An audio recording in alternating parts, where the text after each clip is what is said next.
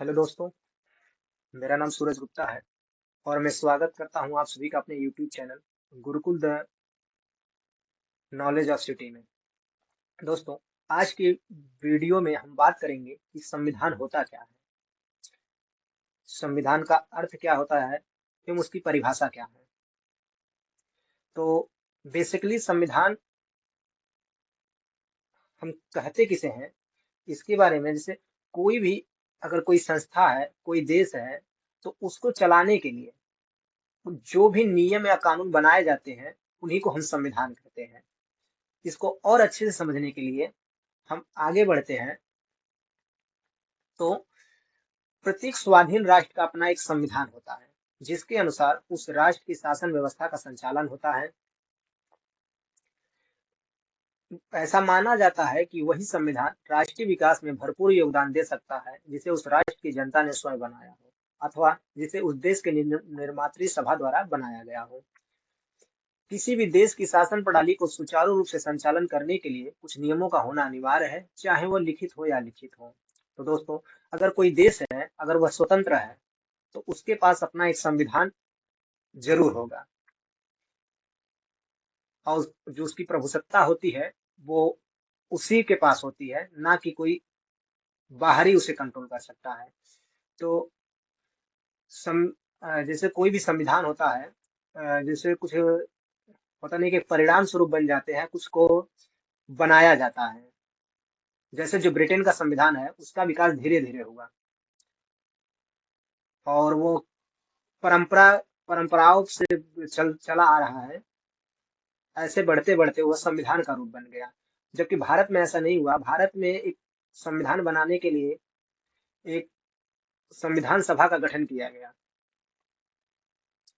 जिन्होंने भारत का जो संविधान का जो रूपरेखा था उसको तैयार किया।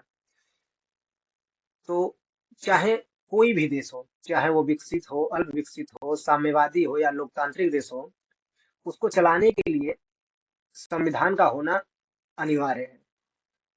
संविधान लिखित भी हो सकता है, अलिखित भी हो सकता है। लिखित संविधान उसे हम कहते हैं जिसकी जो अधिकांश धाराएं होती है वह सूचीबद्ध होती है। अलिखित संविधान उसे हम कह सकते हैं कि जो जिसकी धाराएं लिखित नहीं होती हैं, जैसे ब्रिटेन का संविधान, वह एक अलिखित संविधान है। बात करते हैं संविधान का अर्थ क्या होता है। तो किसी देश अथवा संस्था द्वारा बनाए गए वह नियम एवं कानून जिसके द्वारा उस देश या संस्था का सुचारू रूप से संचालन होता है, संविधान कहलाता है। संविधान के अर्थ के बारे में, संविधान अंग्रेजी के कॉन्स्टिट्यूशन शब्द का हिंदी रूपांतरण है।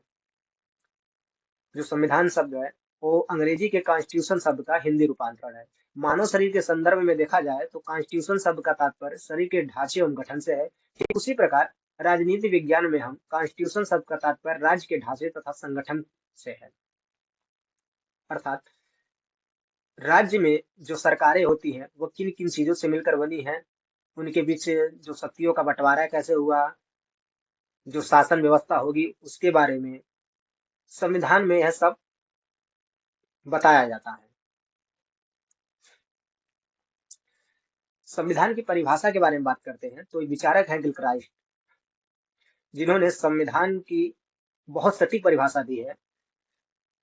उन्होंने कहा है कि संविधान उन लिखित या अलिखित नियमों अथवा कानूनों का समूह होता है जिनके द्वारा सरकार का संगठन, सरकार की शक्तियों के विभिन्न अंगों में वितरण और इन शक्तियों के प्रयोग के सामान्य सिद्धांत निश्चित किए जाते हैं।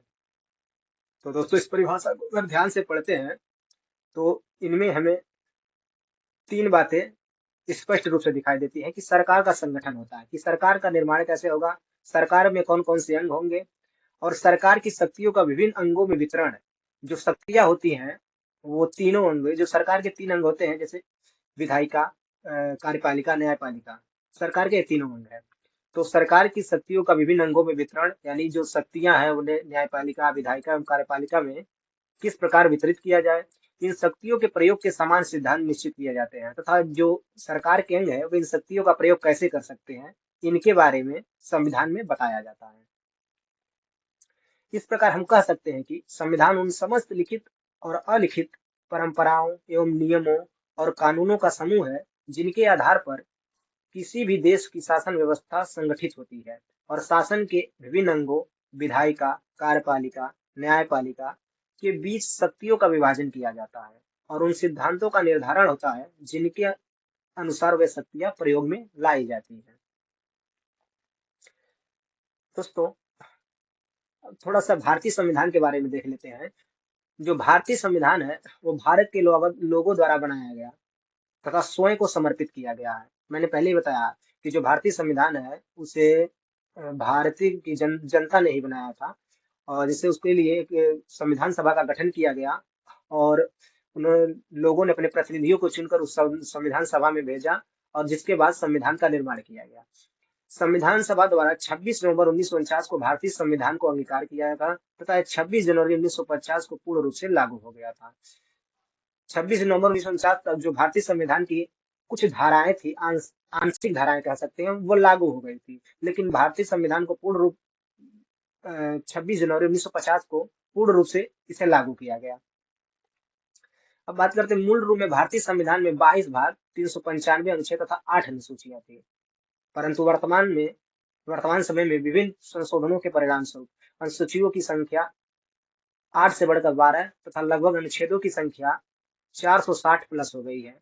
प्रेजेंट टाइम में देखा जाए तो जो विभिन्न संशोधन हुए उनमें कुछ प्रावधान जोड़े गए, कुछ हटाए गए, जिसके बाद जो वर्तमान में अनुच्छेदों की संख्या है वो 460 प्लस है। लेकिन अगर कोई मूल अनुच्छेदों की संख्या पूछता है तो वो 395 ही है उसमें।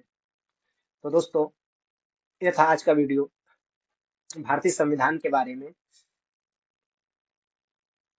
अगर वीडियो आपको पसंद आता है तो वीडियो को लाइक करें और चैनल को सब्सक्राइब करें। जय हिंद।